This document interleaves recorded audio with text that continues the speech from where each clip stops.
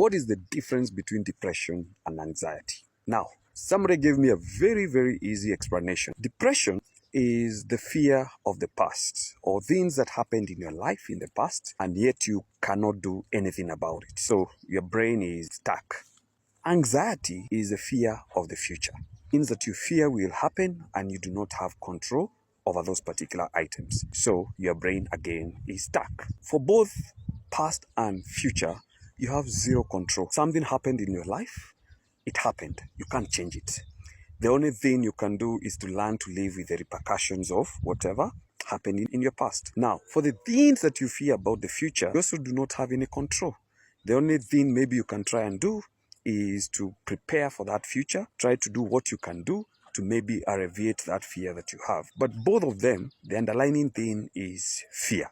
So the big question is, how do you handle this particular fear? Or how do you overcome this particular fear? Now, there is a football coach who was explaining the whole idea about learning new skills. And the way he was explaining this to the kids is that anytime you're learning something new, there is always that moment of awkwardness, a moment where you fumble. When you learned how to talk, did you start talking fluently?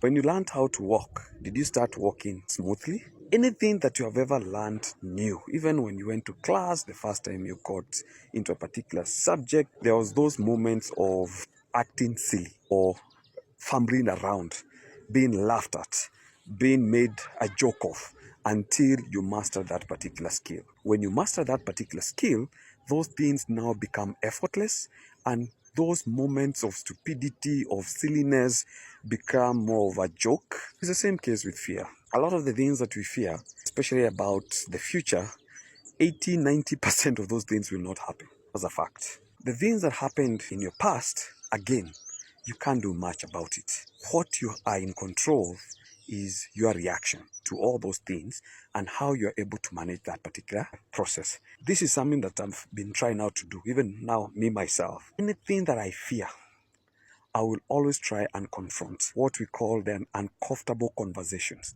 There are conversations about your past, conversations about the fear of the future that are very uncomfortable to you because of the fear of either the validation, the rejection that you get from people around you, people you love, people you care about. But more importantly, a lot of the things that are giving us anxiety and depression are in regards to what people who have no value in your life think about you. And if there is a way you're able to just start having courage, one by one, confronting these difficult conversations.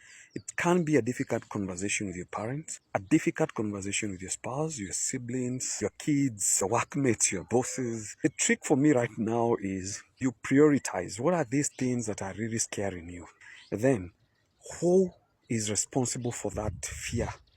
And then, what can I do about it? Is it something that I need to confront that person and I just hear their feedback? Yes or no? And if it's a no, maybe I was expecting a yes. Now a no comes. Then now the question is, now how do I move from here once I've received that no? But whichever way, whatever result I'll get or the answer I'll get from this particular individual, it will alleviate the fear and the anxiety, that burden that you carry, that burden that really weighs you down.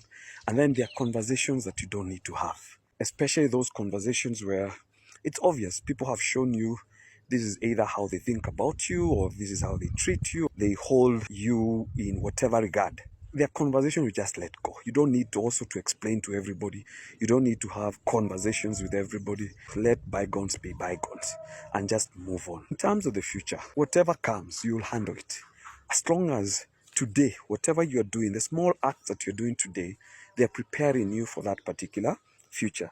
And if you succeed, it's okay. You will win. If you fail, you did your best and that's it. And you'll move on. There will be a new challenge. There will be new opportunities. There will be a new way that you will discover in the process.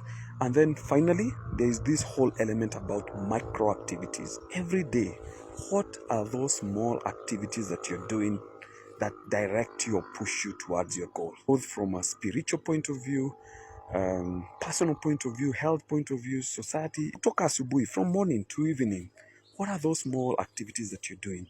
And at the end of the day, are you able to sit back, look at the things that you've been able to do, what you've been able to achieve, what you did good, what you did not do well, and what do you plan to do the following day? But again, I think for me, The only key thing I'll just say, and it's something that I'm trying out, is just that ability to have those difficult conversations with whatever happened in your past, and also the things that you're fearing about your future. And then you'll see the fear melting away, confidence building, and with time, you start looking back at the things that you thought would crush you, and you just laugh about them. So, my good friend, what is that thing that is bogging you down? That thing that cannot leave your head? That thing that you're overthinking day in, day out, and it almost seems impossible to sort it out? A, is it somebody you need to talk to? B, is it something you need to stop? C, is it something that you don't even need to do anything about? You're scared there will be an earthquake tomorrow, or you're scared you will be fired tomorrow. So what? If it happens, well and good. If it doesn't, well and good. Live life at the moment.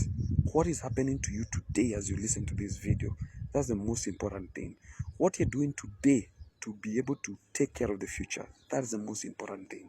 What you're doing today to try and make amends maybe for what you did in your past, that's the most important thing. It's not what happened or what will happen. Food for thought, guys. Have a nice evening.